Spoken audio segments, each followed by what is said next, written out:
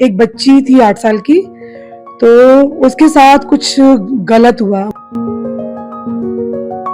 मैं जॉब कर सकती थी, लेकिन मेरे दिमाग में आया कि ऐसा कुछ करना चाहिए कि मैं अपने देश की, अपने राज्य की, हरियाणा की और अपने भारतवर्ष की बच्चियों तक ये मैसेज पहुंचा पाऊं कि वो जब उनके साथ ऐसा हो तो उन परिस्थितियों में उनको क्या करना चाहिए। बच्चियां स्कूल कॉलेज में जाती हैं, ऑटो बसेस में जाती हैं, ईव टीजिंग होती है, शाम को जाती हैं, तो कम से कम उन चढ़ाव में बच्चियों को अपना कॉन्फिडेंस, स्ट्रॉन्ग आत्मविश्वास कैसे रखना है।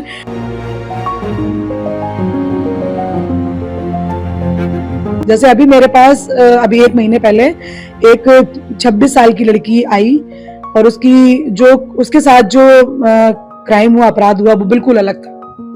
ऐसे ही उसके बाद दो और केस आए मेरे पास। तो जब मेरे को ध्यान में आया कि अब क्राइम करने के तरीके भी बदल गए हैं, क्योंकि जमाना बदल गया, सोशल मीडिया का और डिजिटल इंडिया आ गया। ये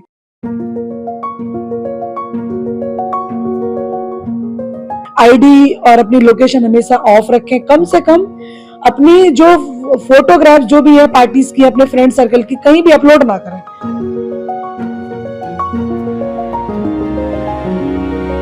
ਸਤਿ ਸ਼੍ਰੀ ਅਕਾਲ, ਤੁਸੀਂ ਦੇਖ ਰਹੇ ਹੋ ਦਾ ਅਨਮਿਊਟ ਤੇ ਮੈਂ ਮਨੀਸ਼ ਕੁਮਾਰ। ਅੱਜ ਫੇਰ ਤੁਹਾਨੂੰ ਇੱਕ ਇਹੋ ਜਿਹੀ ਸ਼ਖਸੀਅਤ ਦੇ ਨਾਲ ਮਿਲਾਵਾਂਗੇ ਜਿਹੜੇ ਕੁੜੀਆਂ ਦੀ ਸੁਰੱਖਿਆ ਨੂੰ ਲੈ ਕੇ ਬਹੁਤ ਕੰਮ ਕਰ ਰਹੇ ਨੇ ਤੇ 6000 ਤੋਂ ਵੀ ਵੱਧ ਕੁੜੀਆਂ ਨੂੰ ਜਿਹੜਾ ਹੈਗਾ ਉਹ ਸੈਲਫ ਡਿਫੈਂਸ ਜਿਹੜਾ ਹੈਗਾ ਸਿਖਾ ਰਹੇ ਨੇ। ਕਿਉਂਕਿ ਤੁਸੀਂ ਅਕਸਰ ਦੇਖਦੇ ਹੋ ਅੱਜ ਕੱਲ ਕੁੜੀਆਂ ਦੇ ਨਾਲ, ਮਹਿਲਾ ਦੇ ਨਾਲ ਜਿਹੜਾ ਹੈਗਾ ਛੇੜਛਾੜ ਦੇ ਲੈ ਕੇ ਬਹੁਤ ਜ਼ਿਆਦਾ ਕੇਸ ਜਿਹੜੇ ਹੈਗੇ ਸਾਹਮਣੇ ਆਉਂਦੇ ਨੇ। ਤੇ ਮੇਰੇ ਨਾਲ ਇੱਕ ਸ਼ਖਸੀਅਤ ਮੇਰੇ ਨਾਲ ਹੈਗੇ ਆ, ਉਹਨਾਂ ਦੇ ਨਾਲ ਗੱਲਬਾਤ ਕਰਾਂਗੇ। मैडम बहुत बहुत स्वागत है। जी बहुत बहुत धन्यवाद आपका। मैम क्या कहना चाहेंगे? सबसे पहले तो आपने बताया कि 6000 से भी ज़्यादा आप बच्चियों को, महिलाओं को आप ट्रेन कर चुके हो सेल्फ डिफेंस को लेकर के। किस तरीके से कहेंगे और कब कैसे दिमाग में आया आपके?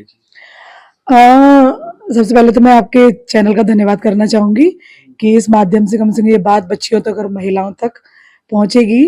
मैंने इसकी शुरुआत ऐसे की कि एक बच्ची थी 8 साल की, तो उसके साथ कुछ गलत हुआ। वो मैं यहाँ पब्लिकली नहीं बताना चाहूंगी। तो जब उसकी माँ ने मेरे साथ शेयर किया और फिर मेरी करीबी दोस्त के बच्ची के साथ भी ऐसा कुछ घटित हुआ, तो मुझे लगा कि हालांकि मैं एमएससी पीएचडी हूँ, पीएचडी भी हूँ, बीएड भी हूँ, मैं जॉब कर सकती थी, लेकिन मेरे दिमाग में आया कि ऐसा कुछ करना चाहिए कि मैं अपने देश की, अपने राज्य की, हरियाणा की और अपने भारतवर्ष की बच्चियों तक ये मैसेज पहुंचा पाऊं कि वो जब उनके साथ ऐसा हो तो उन परिस्थितियों में उनको क्या करना चाहिए। तो ये आइडिया मेरे को आया।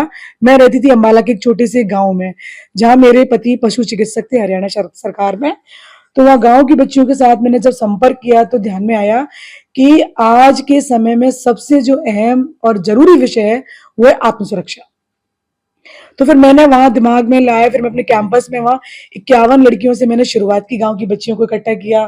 तो उनको बड़ा अच्छा लगा, उनके माँ बाप को तैयार किया। तो बोले कि इसमें आप मार पिटाई सिखाओगे? मैंने कहा नहीं, मार पिटाई नहीं सिखाएंगे। बच्चियां स्कूल कॉलेज में जाती हैं, ऑटो बसेस में जाती हैं, ईव टीजिंग होती है, शाम को जाती हैं, तो कम से कम उन चढ़ाव में बच्चियों को अपना कॉन्फिडेंस, स्ट्रॉन्ग आत्मविश्वास कैसे रखना है। और व्यक्तियों की जो आजकल समय ऐसा है ना कि हम लड़कियों के अंदर भगवान ने एक बहुत अच्छी पावर दे रखी होती है, सुपर पावर, तो पहचान जाती है, लेकिन वो मुकाबला नहीं कर सकती।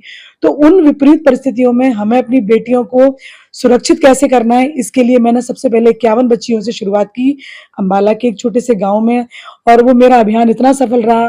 फिर हमने गांव की 2 बच्चियों को ही ट्रेंड किया, कोच बनाया, और उन बच्चियों को लेकर मैंने करीब 80 गांव में हर गांव में 100 बच्चियां हो जाती, 200 बच्चियां हो जाती थी। तो हम सुबह शाम में निकलती थी, और मैंने करीब 28 मई से अभियान की शुरुआत की थी। 2 महीने ये अभियान चलाया और बहुत ही सफल रहा। और उनमें से जो 2 बच्चियां देखते हैं आप कि आज की अगर टाइम की बात करें तो आजकल लड़कियों के साथ या महिलाओं के साथ छेड़छाड़ के जो केस हैं आप देखते होंगे रोज सोशल मीडिया पे या अखबार के माध्यम से, मीडिया के माध्यम से देखते होंगे। तो किस तरीके से देखते हैं आज उन लेडीज को आप क्या मैसेज देना चाहिए? देखो, अभी जो वर्तमान समय है पूरा डिजिटल वर्ल्ड है ये, तो अभी जो क्राइम करने के तरीके वो बदल भी गए हैं। तो अब हमारा फोकस रहता है कि साइबर पे। जैसे अभी मेरे पास अभी 1 महीने पहले एक 26 साल की लड़की आई और उसके साथ जो क्राइम हुआ, अपराध हुआ, वो बिल्कुल अलग था। तो ऐसे ही उसके बाद दो और केस आए मेरे पास। तो जब मेरे को ध्यान में आया कि अब क्राइम करने के तरीके भी बदल गए हैं, क्योंकि जमाना बदल गया, सोशल मीडिया का और डिजिटल इंडिया आ गया ये। लेकिन उस समय बच्चियां, जैसे गांव में विशेष तौर पर बच्ची हैं, उनके पास फेक कॉल्स आती हैं। मैं भी इसका शिकार हुई, तो मैंने उनके अपने अनुभव सुनाए कि आप लोग इन क्राइम से कैसे बच सकते हो। एक बिटिया थी, नाम तो डिस्क्लोज नहीं करूंगी, लेकिन उसके किसी प्रेमी ने उसकी न्यूड वीडियो अपलोड कर दी और उसकी एंगेजमेंट हो गई थी। लेकिन उसके परिवार तक वो उसकी फेसबुक की एक फेक आईडी बना के उसके सभी रिलेटिव को वीडियो वो अपलोड कर दी गई, भेज दी गई। बड़ी परेशान थी, वो सुसाइड करने वाली थी। मेरे पास रात को 11:30 बजे कॉल आया कि दीदी ऐसी ऐसी बात है। मैंने कहा नहीं, मेरी बात करो। मैंने कहा बेटा, आपने कोई गलत नहीं किया, गलती करने वाले ने की है, तो आप क्यों सुसाइड करोगे? हम आप जैसी कई बच्चियां होंगी जो हो सकता है इसी वजह से परेशान हो, लेकिन हमें विपरीत परिस्थितियों में मुकाबला करना है। और ये जो अपराध हो रहे हैं उनका हम और आप जैसे मिलकर, सब मिलकर मुकाबला करेंगे। फिर यहाँ साइबर ऑफिस में उसकी कंप्लेन की। करीब 15 दिन की मशक्कत के बाद उसका आईडी कैलिफोर्निया से जो फेसबुक चलती है वो बंद हुआ। तब जाके उस बच्ची को न्याय मिला और आज वो एक अपना शादी होकर खुशहाल जीवन जी रही है। मैम एक और सवाल है कि आजकल साइबर अपने सोशल मीडिया की बात करी है, तो सोशल मीडिया पे आजकल इस तरीके किस्से जो हैं बहुत ज्यादा, जी। रिसेंटली कई यूनिवर्सिटीज में केस भी हुए थे इस तरह के। उन उन बच्चियों को आप क्या मैसेज देना चाहेंगी? क्योंकि अक्सर ये कॉलेजेस के अंदर या कुछ आप कोई भी लगा लीजिए कि ये चीजें होती है, ठीक है ना? देखो, जैसे हम स्कूल कॉलेजेस में जाते हैं, चूंकि हमारे पास केसेस आते हैं तो प्रैक्टिकली वो बात होती है, हमें समझ में आता है कि क्या चल रहा है समाज में। तो उन केसेस को फोकस करके फिर हम उन बच्चियों को कैसे अवेयर करते हैं कि बेटा आपके पास ये मोबाइल है, अगर इस पर कोई भी आपको अननोन व्यक्ति आपको कॉल करता है, संपर्क करता है, तो इमीडिएट रिप्लाई ना करें। फिर ये भी कहते हैं कि भैया 13 से 19 साल की बच्चियां, चूंकि अट्रैक्शन ज्यादा होता है इन लोगों को, तो वो लोग फैसिनेटेड हो जाती हैं सोशल मीडिया से, इंस्टा से। उनको तो हम लोग यही समझाते हैं उनको बार बार, उनके पेरेंट्स को भी पीटीएम में जाके, कि बच्चियों को अपनी फोटो अपलोड ना करें, कहीं भी घूमने जाएं अपनी आईडी और अपनी लोकेशन हमेशा ऑफ रखें। कम से कम अपनी जो फोटोग्राफ जो भी है पार्टीज की, अपने फ्रेंड सर्कल की, कहीं भी अपलोड ना करें। कोई ऐसा किस्सा आप शेयर कीजिए हमारे साथ कि जो बड़ा किस्सा हो किसी लेडीज के साथ और आपने सॉल्व किया हो। मैं क्लियर, हाँ, तो मैं उसी का बताना चाहूंगी। जिस रात मेरे को कॉल आया 11:30 बजे, तो फिर मैंने उस बिटिया को समझाया, मैंने सुबह बुलाया और वो कुरुक्षेत्र से लड़की मेरे पास आई। तब कहानी समझ में आई कि वो 2 महीने से उस लड़के के साथ में किसी कंपनी में काम करती थी, तो दोनों के बीच में फ्रेंडशिप हो गई। लेकिन उसने नहाते वक्त उस लड़के ने उसकी वीडियो बना ली। अब उसको पता ही नहीं था, लेकिन वो धीरे धीरे वो लड़का उसको परेशान करता रहा। 26 साल की लड़की कोई मैं कहती हूँ बहुत मैच्योर होती है, अपना अच्छा भला बुरा सोच सकती है। लेकिन जब हम उस केस के अंदर में घुसी तो करीब हमें 20 दिन लग गए, उसकी आईडी बंद नहीं हुई। यहाँ तक कि अपने साइबर के आईजी साहब थे, डीएसपी थे, सबने बहुत सपोर्ट किया। लेकिन हमें उस बच्ची को न्याय दिलाने के लिए आज डिजिटल जमाने में करीब उसको 20 दिन लगे। रोज मेरे को कॉल करती, मैडम मेरी आईडी कब बंद होगी, मैडम मेरी आईडी कब बंद होगी। मैं उसको बराबर सांत्वना देती रही। कुरुक्षेत्र से आती, फिर मैं ऑफिस लेके जाती, हम लोग यहाँ बैठते, और उसके बाद करीब 1 महीने बाद उसकी आईडी जब बंद हुई, 20 दिन बाद सॉरी, तो समझ में आया कि आज के समय में, क्योंकि हमारे पास सोशल मीडिया है, लेकिन उससे निपटने के लिए जो इंतजाम है ना, वो भी इतने कारगर नहीं है। मैं फ्रेंकली आपके मंच के माध्यम से बोल रही हूँ, अगर किसी बच्ची या कोई जवान एडल्ट किसी के साथ भी आजकल साइबर फ्रॉड हो जाता है ना, तो उससे आप तुरंत निजात नहीं पा सकते, तुरंत क्राइम होता है। मेरे पास अभी रिसेंटली एक कॉल आया कि मैं पुलिस डिपार्टमेंट से बोल रहा हूँ, और उस मेरी बेटी का नाम, मेरा नाम कैसे पहुंच गया, मैंने आपकी बेटी को कैद कर लिया है। मैं खुले मन से इसलिए बोल रही हूँ ताकि लोगों को पता चले कि मेरी जैसी पढ़ी लिखी माँ के साथ भी ऐसा हो सकता है। आपकी बच्ची को हमने अरेस्ट कर लिया है।